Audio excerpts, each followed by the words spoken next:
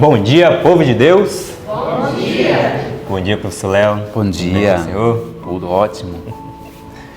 Bom dia, igreja. Bom dia. Bom dia para você que está em casa. Mais uma vez estamos juntos aqui pela graça de Deus, não é, Luan? Exatamente. Que coisa boa, Luan, é você acordar com alegria, é poder você se acordar. E não só isso, Luan, mas estudar a palavra de Deus. Encher o nosso coração com as preciosas promessas do Senhor Deus através da sua palavra. Que você, nesse momento que está em casa, junte-se junto conosco agora para que nós possamos louvar e exaltar o nosso Deus, não é, Luan? Exatamente. E que o dia hoje, Luan, para eles possa ser um dia de muita bênção, cheio de alegria, que você possa ter acordado e estudado a palavra de Deus, ter feito o seu ano bíblico, que fazer o ano bíblico é a essência de podermos estar indo ao rumo ao Canaã, não é, Luan? Exatamente. Esse é o nosso foco, o nosso objetivo. Chegarmos a Canaã celestial, estarmos juntos com o nosso amado Senhor Jesus, professor Léo.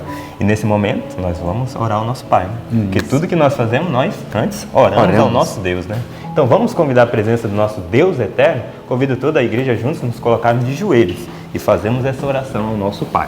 Amém.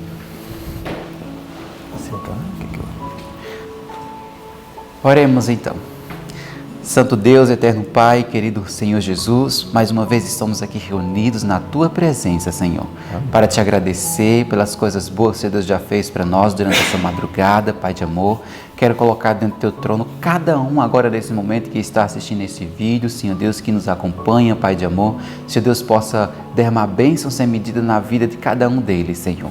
Fortalece com Teu poder, Pai, que eles nunca venham deixar de fazer o ano bíblico, Senhor, mas que seja para a eternidade toda até Jesus voltar, Senhor. Nos abençoe agora, queremos louvar e exaltar o Teu santo nome, Senhor, e que nós de verdade possamos sentir a atmosfera do céu neste local. Amém. Em nome do Teu santo Filho amado Jesus, amém. Amém.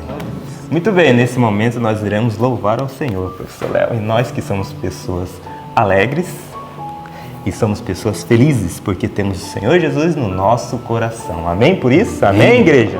E outro momento maravilhoso também que nós temos é poder decorar a palavra do nosso Deus, que se encontra nessa semana no livro de Salmos, capítulo 100. Nesse momento nós vamos todos juntos recitar. No 3, certo, professor Léo? Então você aí que está em casa, não se esqueça de ir na sua Bíblia, abrir lá no livro de Salmos, no capítulo 100 e acompanhar a leitura, se você ainda não decorou. E você que já decorou, acompanhe junto com a gente, recite, decore a palavra de Deus. Isso é de suma importância. Precisamos cada vez mais guardar a palavra do nosso Deus em nosso coração. E assim nós estaremos na graça do Senhor. Vamos juntos no 3? 1, 2, 3. Salmos 100. Celebrai com júbilo ao Senhor todas as terras. Servi ao Senhor com alegria e entrai diante dele com um cântico. Sabeis que o Senhor é Deus. Foi ele quem nos fez e não nós a nós mesmos. Somos povo seu e ovelhas do seu pasto. Entrai pelas portas dele com gratidão. Em seus átrios com louvor, louvai o bendizei o seu nome, porque o Senhor é bom, e eterna é a sua misericórdia, e a sua verdade dura de geração em geração. Salmos 100, Salmos 100. Celebrai com júbilo ao Senhor todas as terras. Servi ao Senhor com alegria, e entrai diante dele com um cântico. Sabei que o Senhor é Deus. Foi ele quem nos fez, e não nós a nós mesmos. Somos povo seu e ovelhas do seu pasto. Entrai pelas portas dele com gratidão, e em seus átrios com louvor. Louvai o bendizei o seu nome, porque o Senhor é bom, e eterna é a sua misericórdia, e a sua verdade dura de geração em geração. Salmos 100, Salmos 100. Celebrai com júbilo ao Senhor todas as terras. Servi ao Senhor com alegria, e entrai diante dele com um cântico. Sabeis que o Senhor é Deus. Foi ele quem nos fez, e não nós a nós mesmos. Somos povo seu e ovelhas do seu pasto. Entrai pelas portas dele com gratidão e em seus átrios com louvor. Louvai o bendizei o seu nome, porque o Senhor é bom e eterna é a sua misericórdia e a sua verdade dura de geração em geração. Salmos 100. E nesse momento convido você aí agora, queremos recapitular e estudar a palavra do Senhor Deus. Tenha um bom dia. Olá, bom dia para você. Bendito seja o nome do Senhor. Ontem estudamos as festas anuais, lembra disso? A professora Joana explicou cada detalhe e hoje vamos estudar outra coisa interessante depois da morte de Josué. Vamos ajoelhar juntos? Vamos lá? Santo Deus e amado Pai, bendito seja o Teu nome pela chance que temos de estudar esses assuntos tão preciosos que o Senhor deixou registrados para a nossa vida, para nosso alerta, para que o nosso coração tivesse foco, Senhor, para que a gente possa ver onde erraram os nossos queridos, onde acertaram aqueles que passaram antes de nós e o que é que precisamos ficar alertas agora. Em nome de Jesus. Amém, Senhor. Nós estamos estudando o capítulo 53 do livro Patriarcas e Profetas e de Juízes 1 a 4. Juízes. Por que foi necessário que fossem trazidos juízes? Houve uma época em que o povo de Israel não teve líder e foi preciso que viessem diante do povo de Israel pessoas que o ajudassem a errar menos. E é muito interessante quando você abre o livro de Juízes, ele começa explicando que depois da morte de Josué, o povo perguntou ao Senhor, quem irá por nós? Até que espaço, até que lugar devemos ter o nosso povo? Dê uma olhadinha nesse material que eu tenho aqui agora, para que você possa observar. Dá uma olhadinha. Isto que você está vendo é a península do Sinai. Aí eu queria que você observasse com todo cuidado para que você pudesse ver aonde nosso povo foi estabelecido, em que lugar eles estiveram. Vocês precisam ver isso aqui agora. É muito importante que vocês entendam o porquê que Deus mandou registrar isso que você vê hoje. Dá uma olhadinha nessa imagem aqui. Vocês estão vendo que aqui está o Egito? O povo passa o Mar Vermelho e começa a fazer suas caminhadas neste local, tá bom? Quando eles entram em Canaã, pode passar o próximo, Cleiton?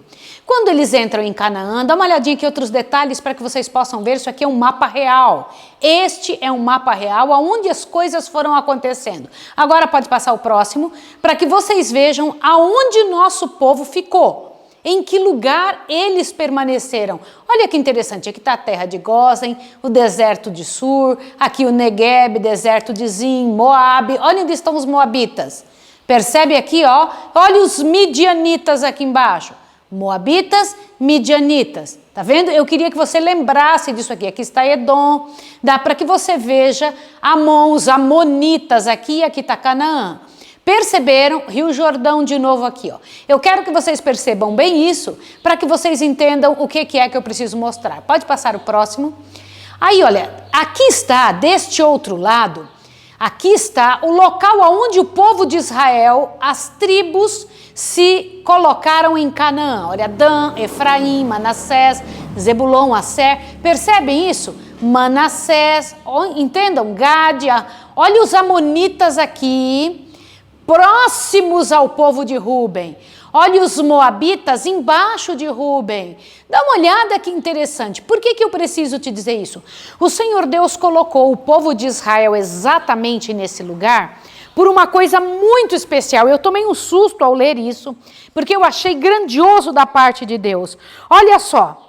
Deus falou, eu vou mandar os vespões na frente para que vão abrindo caminho. Eu vou cuidar para que o povo tenha medo de vocês. Mas tem uma razão pela qual eu estou colocando vocês aí. Gente, eu faço ano bíblico tantas vezes e nunca tinha me atentado a isso. Dá uma olhada que tremendo, ó. Deus colocara seu povo em Canaã. Olha lá, Deus colocou o povo em Canaã. Como que? Como parapeito para deter a onda do mal moral, a fim de que este não inundasse o mundo. Como? Isso mesmo que você está ouvindo.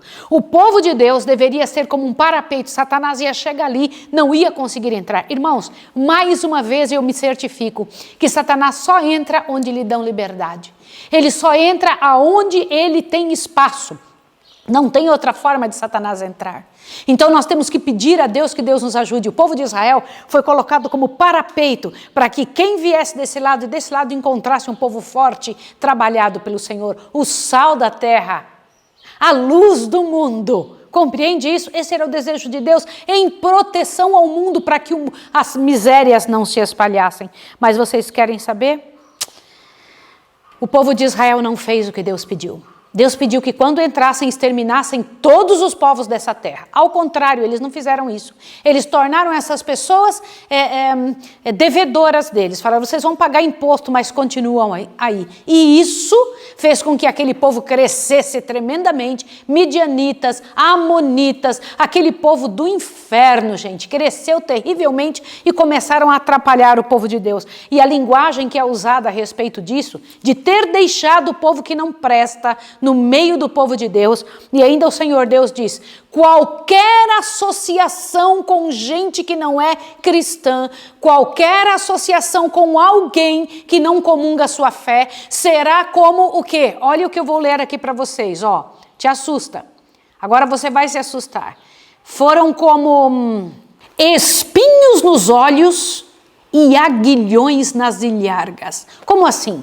O povo que eles não quiseram matar, que só conseguiam mandar algum dinheiro para eles, porque eles colocaram impostos sobre esse povo, se tornaram como espinhos nos olhos e aguilhões nas ilhargas. Como assim? O Senhor Deus não quer que tenhamos qualquer sociedade com alguém que não é de seu povo. Mais uma vez o Senhor Deus diz, há uma armadilha nisso, uma armadilha terrível. Deus diz com toda clareza que não podemos fazer isso. Este povo idólatra, o povo que não comunga sua fé, não tem a proteção de Deus, lhe trará maldição. E o povo não ouviu. E com isso, meus irmãos, olha qual foi a situação. Os israelitas se misturaram com as nações e aprenderam as suas obras. Como assim? Exatamente isso. Eles falaram, de início, não temos nada a ver com esse povo, eu quero até ajudá-los, mas olha o que foi que o Senhor Deus disse. Ligaram-se matrimonialmente com os cananeus e a idolatria espalhou-se como uma praga por toda a terra. Serviram aos seus ídolos que vieram a ser-lhe um laço.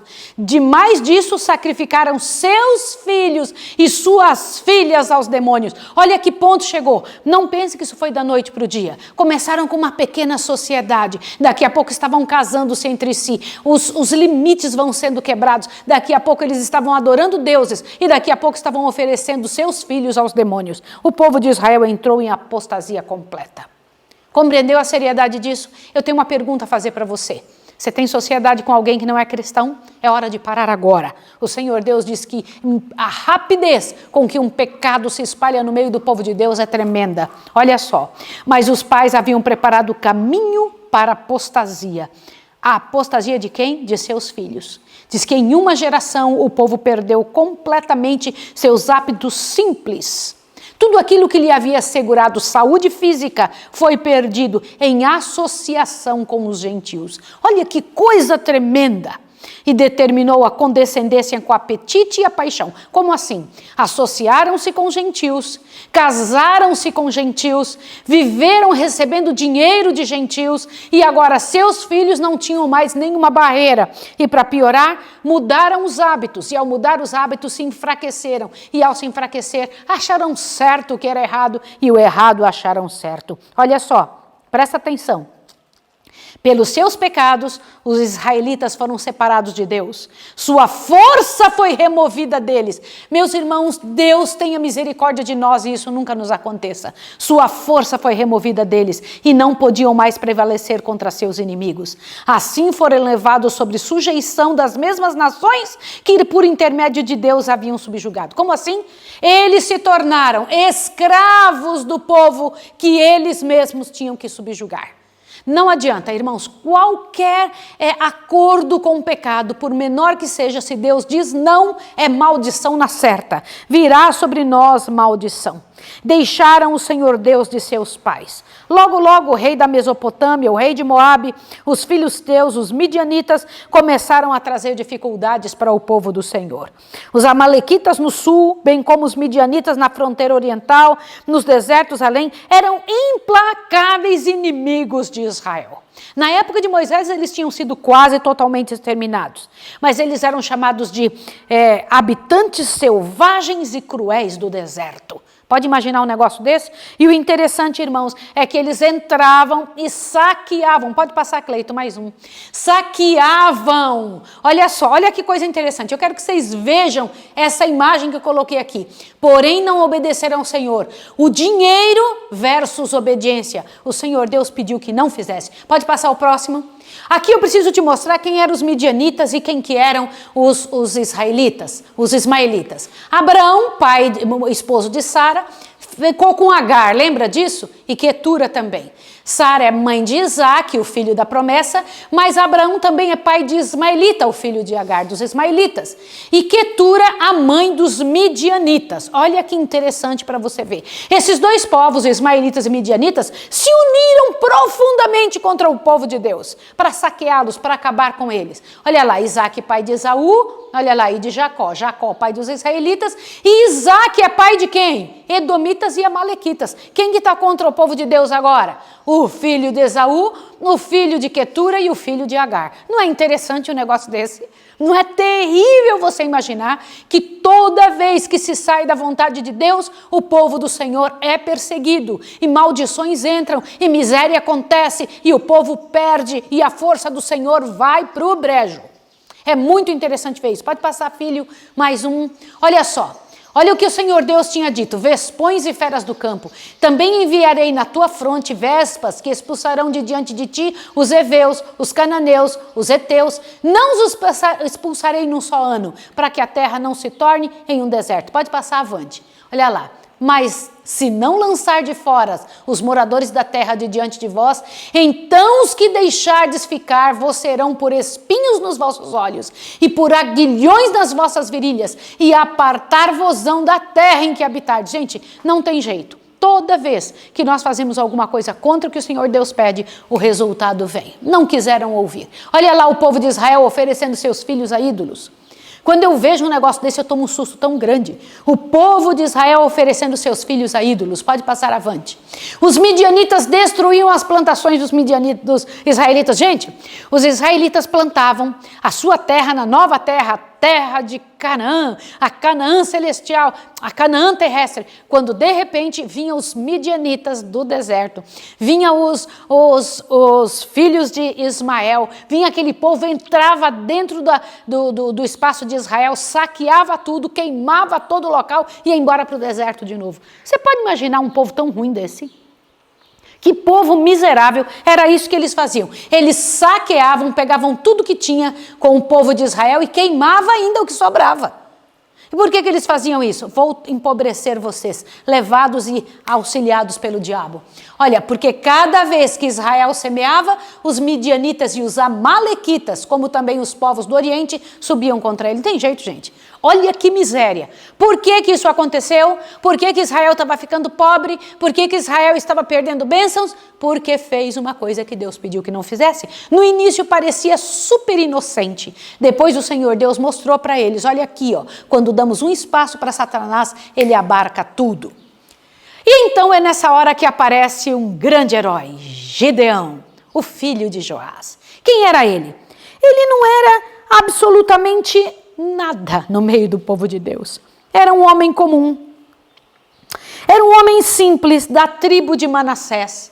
E o interessante é que ele estava, num certo momento, cuidando do trigo e do milho que ele tinha guardado num canto lá perto do espaço das uvas, porque ele pensava assim, agora nenhum midianita, nenhum desses povos que vem nos saquear vai pensar nesse lugar aqui das uvas, porque não é época de uvas maduras, então eu vou guardar nosso trigo e nosso milho aqui nesse cantinho. E estava lá ele cuidando daquele espaço e pensando, Senhor, O Senhor falava com o nosso povo no passado. O Senhor se revelava com o nosso povo no passado. Por favor, Senhor, o que eu vou fazer? Ele estava sozinho, trabalhando, quando nessa hora aconteceu um negócio interessante. Um anjo do Senhor apareceu para ele nessa hora. E então, enquanto ele estava guardando ali, escondendo o trigo, e disse para ele uma coisa bonita demais. Gente, eu acho lindo. Chegou para ele e falou assim: o Senhor é contigo, varão valoroso. Ai, Senhor meu, foi a resposta. Se o Senhor é conosco, por que tudo isso nos sobreveio? A gente sempre pergunta para Deus como se Deus fosse culpado, né? E então o anjo disse o seguinte, olha: vai nesta tua força, porque tu livrarás a Israel da mão dos midianitas. Porventura não te enviei eu? Olha que interessante. Então Gideão, ele desejou um sinal de Deus, um sinal para ver se realmente aquilo era verdade. Ele pegou e correu e falou para o anjo assim, ele lembrou que Abraão tinha dado de comer ao anjo, e aí ele correu e falou assim, espera um pouquinho aí. Foi lá dentro, pegou o restinho de comida que ele tinha, fez lá uma carne e fez um pouco de pão e trouxe ali para o anjo que ele pediu que esperasse. Aí ele chegou e falou assim, eu preciso de uma prova de que é eu mesmo que vou.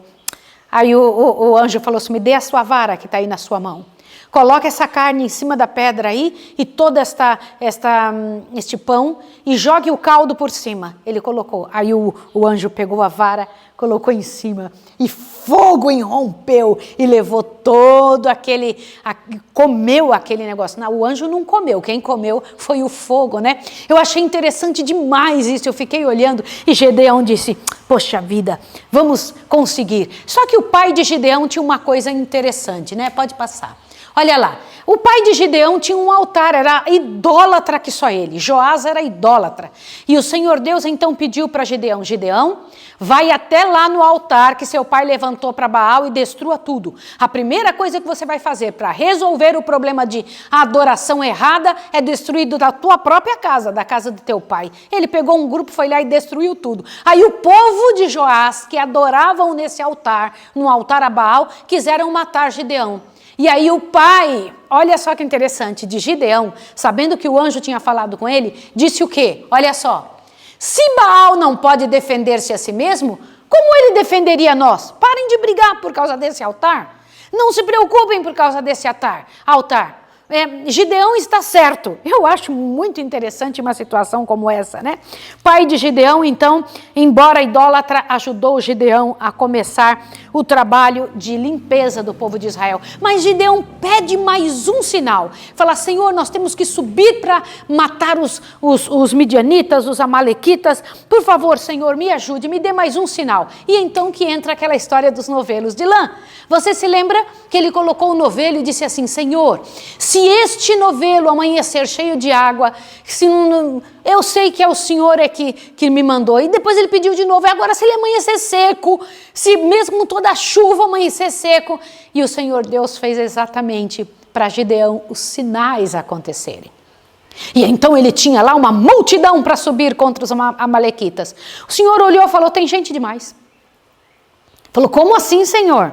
O outro povo tem milhares de pessoas, tem quantas vezes mais do que nós. Tem gente demais com você, Gideão.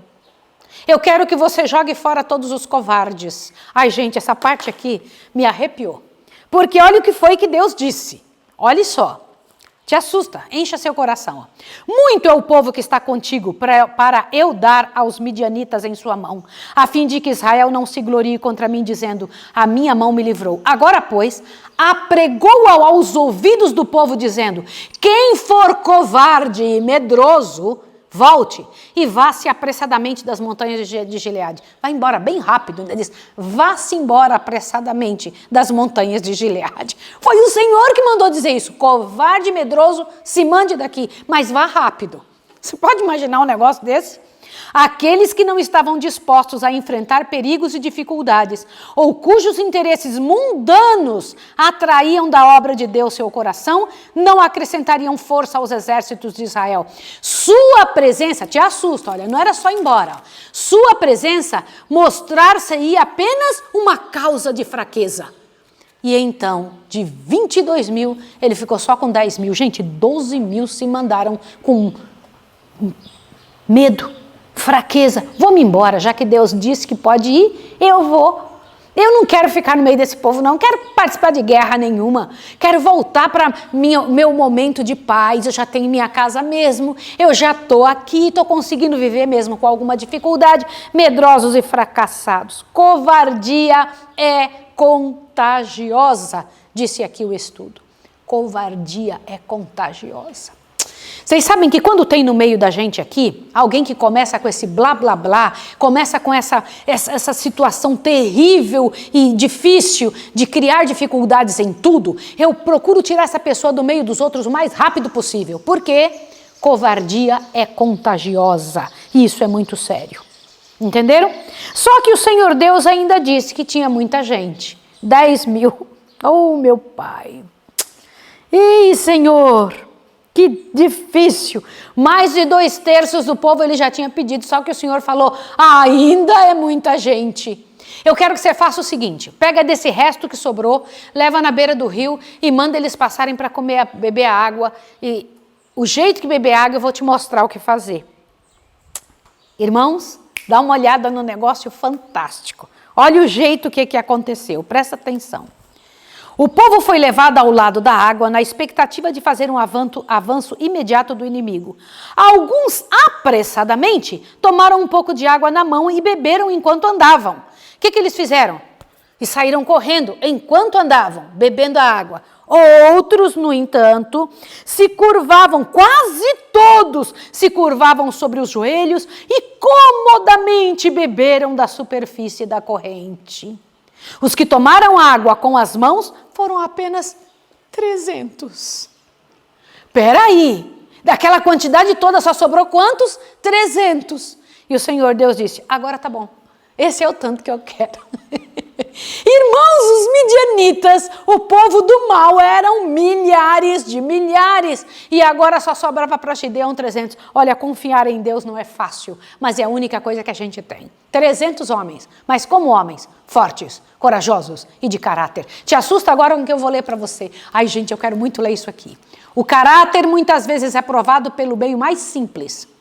Aqueles que em tempo de perigo estavam preocupados com suprir suas necessidades, não eram os homens em quem se podia confiar em uma emergência. O Senhor... Gente, abre o ouvido. Você consegue abrir seu ouvido? Eu preciso que você ouça isso aqui agora. O Senhor não tem lugar em sua obra para os indolentes e condescendentes consigo mesmo. O que é indolência? Preguiça. Os homens de sua escolha foram os poucos que não permitiram que suas necessidades os detivessem no desempenho do dever. Os 300 homens escolhidos não somente possuíam coragem e domínio próprio, mas eram homens de fé. Não se haviam contaminado com a idolatria. Deus o poderia dirigir e, por meio deles, operar o milagre e o livramento para Israel. O êxito não depende do número. Olhe para cá. Então, estes homens, esses 300, que entenderam a urgência, que passaram, pegaram água e saíram andando, bebendo, que não eram medrosos, eles não tinham se envolvido com idolatria. O que isso te leva a pensar? Que eles também não tinham se envolvido com a alimentação errada, não tinham se envolvido em coisas que os enfraquecessem, para que agora eles nem conseguissem discernir que não podia estar parado, que era um tempo de urgência. Como é terrível viver junto com uma pessoa que não sabe a urgência do tempo em que estamos vivendo. Isso é tremendo, tremendo. O êxito não depende do número. Deus pode livrar tanto com poucos como por muitos. Ele é honrado nem tanto pelo grande número, como pelo caráter daqueles que o servem. Aleluia! Glória ao nome do Senhor. Os israelitas estavam estacionados num certo local. E aí então, Josué pega uma certa pessoa e vai correndo e olhar o acampamento do povo que ele deveria vencer no dia seguinte. E quando, pode passar avante, esse daí a gente já viu o povo bebendo, e aí Gideão ouviu o midianita contando um sonho. Olha que interessante, o midianita tinha tido um sonho. Vou dizer uma coisa para vocês, quando Deus está envolvido com o seu povo, midianita sonha resposta ao povo do Senhor. Senhor, olha como Deus é. Deus faz com que as coisas se envolvam e se voltem a nosso favor. Olha só o que é que ele tinha sonhado. Olha só, presta atenção. Gideão tremeu ao pensar no conflito do dia seguinte, mas o Senhor falou-lhe à noite e ordenou-lhe que, juntamente com Pura, seu auxiliar, descessem ao acampamento dos midianitas, dando a entender que ali ele ouviria algo para sua animação. Olha que interessante! Ele foi e, esperando nas trevas o silêncio, ouviu um soldado relatar um sonho a seu companheiro. Eis que um pão de cevada, torrado, rodava pelo arraial dos midianitas e chegava até as tendas e os feriu e caíram e as transtornou de cima para baixo e ficaram abatidas. O outro respondeu com palavras que agitaram o coração do ouvinte invisível. Não é isso outra coisa, senão a espada de Gideão, filho de Joás, varão israelita. Deus tem dado na sua mão os midianitas e a todo este povo e a todo esse arraial. Gideão reconheceu a voz de Deus falando-lhe por meio das palavras dos midianitas. E aí ele volta, por orientação divina, ele faz um negócio interessante. Cântaro e trombeta. 100 homens de cada lado. Gente, o que é 100 homens no meio de uma multidão de milhares de pessoas? E aí eles, no meio da noite, tocando a trombeta, com os cântaros, começaram a bater nos cântaros, começaram a quebrar os cântaros e tocando bem alto, os midianitas acordam assustados no meio da noite, vê aquele fogo de todo lado e começam a matar-se a si mesmos. Irmãos, 120 mil pessoas mortas por 300. Aliás, deixa eu ser mais honesta. Não foi pelos 300, foi Deus. Louvado seja o teu nome, Senhor. Louvado seja o teu nome. Bendito seja o nome de Deus. Nunca mais puderam fazer guerra ao povo de Israel. Foram mortos. 120 mil pessoas é muita gente. O dirigente a quem Deus escolhera para subverter os midianitas não ocupava posição proeminente em Israel. Não era príncipe, sacerdote nem levita. Julgava-se o menor na casa de seu pai. Mas Deus viu nele um homem de coragem. Que mais? Integridade. Não confiava em si próprio e queria seguir a direção do Senhor. Deus nem sempre escolhe para a sua obra homens de maiores talentos. Antes escolhe que melhor pode usar. Diante da honra, vai a humildade. Deus precisa de métodos simples para conseguir fazer suas coisas funcionarem. Confiar em Deus é confiar no jeito que Ele diz. Eu vou dizer uma coisa para você. A tribo de Efraim não estava disposta a ir. Arrumou uma desculpa. Na hora que Deus falou que não precisava ficar, eles começaram com uma conversa dizendo, não é prudente ir atrás desses midianitas, não é prudente com tão pouca gente ir, nós vamos ficar aqui. É prudente a gente ficar aqui para guardar as coisas de Deus. Quando Gideão voltou, cheio de vitória, eles pegaram e mudaram o discurso. Sabe essa gente que não é honesta de jeito nenhum, que quando a coisa fica ruim, joga a culpa no outro? Assim eram os efraimitas. Correram até Gideão e disse, que é isso que nos fizeste? Por que não nos chamastes para pelejar contra os midianitas? Que mais fiz eu agora de vós? Gideão, então, que era um homem de uma cortesia que raramente se vê, pegou e quebrou com boas palavras a raiva dos efraimitas. E então o povo de Efraim abaixou a cabeça, disse, eu não sou ninguém no meio de vocês, eu sou um quase nada, sabe? Vocês é que são poderosos, vocês é que são grandes. Eu fui, mas poderia ter dado errado, sabe? E então, olha só, aplacou a ira dos efraimitas. Mas olha, depois disso, o povo tentou fazer dele rei. Vou fazer de você rei no meio de nós. E Gideão disse, nem eu liderarei sobre vocês e nem meus filhos. Ele não queria destronar Deus do povo de Israel. Era Deus que estava dirigindo. Mas Gideão, que não tinha caído em nenhum erro até então, caiu num erro terrível. Sabe qual foi? Isso me deixou um pouco triste, tadinho de Gideão. Gideão, depois da guerra, acontece aquela paz, né? Aquele momento que a pessoa parece que abre um pouco a guarda. Nesta hora ele pecou e pecou feio.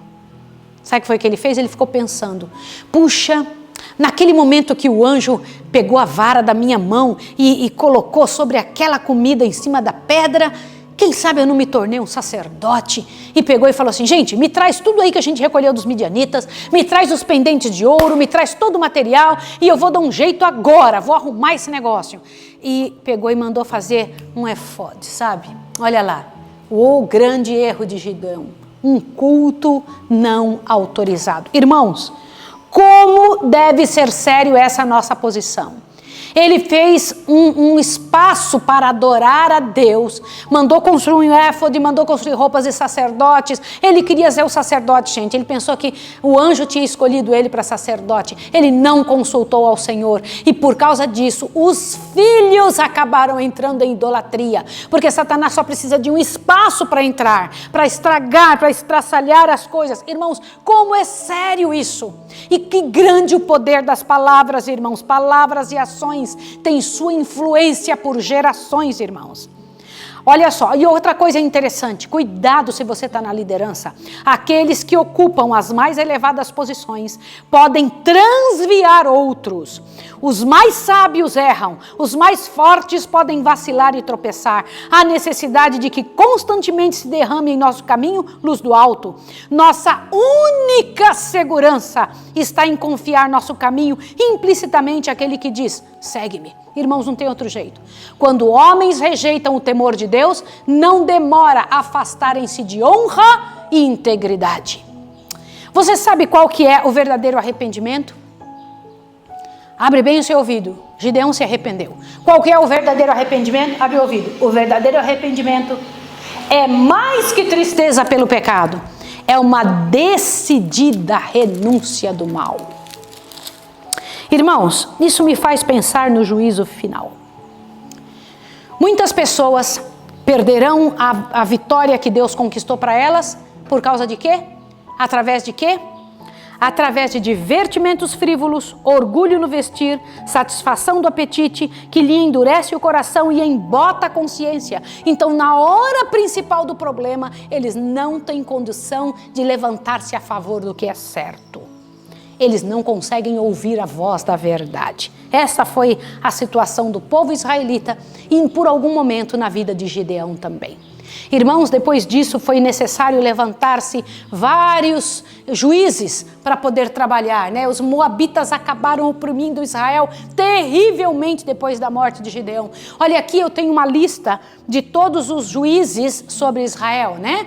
Você pode ver desde o primeiro e o capítulo da Bíblia onde está e o que ele fez. Aqui você vai encontrar vários deles. Eu vou ter que explicar para vocês amanhã, depois de amanhã, sobre Sansão. Aqui está a responsabilidade deste homem no meio do povo de Deus, que é o capítulo 54. Antes disso, nós vamos ter ainda a Joana falando, explicando alguma coisa no dia de amanhã. Que o Senhor Deus nos ajude a não cometer os mesmos erros que este povo cometeu. Que o Senhor Deus tenha misericórdia de nós como povo santo. Que Ele nos dê capacidade para pensar, não permitir que entre um grama de coisas malditas para dentro do povo de Israel. Porque é gradativa, porém certa a queda. É gradativa, porém certa a queda de quem permite entrar uma só coisa dentro do povo de Israel. Nenhuma associação com mundanos, porque após a associação vai se perdendo as barreiras, vai se perdendo o gosto pelas coisas do céu.